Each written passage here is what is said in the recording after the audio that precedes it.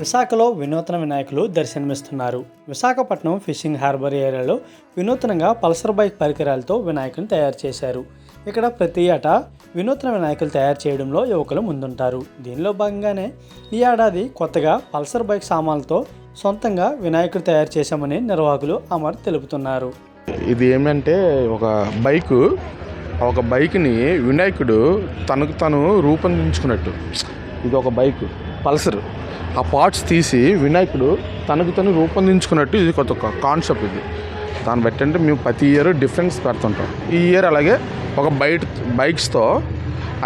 బైక్స్తో ఎలాగ వినాయకుడు ఎలా రూపొందించుకుంటే ఆ రూపొందం అనేది ఈ రూపంలో చూపించాం.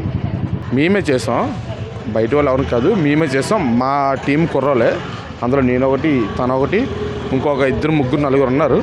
మేమే తయారు చేస్తాం. ఒక 25 days నుంచి ఇది ట్రై చేస్తూ అది ఫెయిల్డ్ అయిపోవడం, అది ఏమవుతుంది ఏంటనేది మాకు అసలు అర్థం కాలే.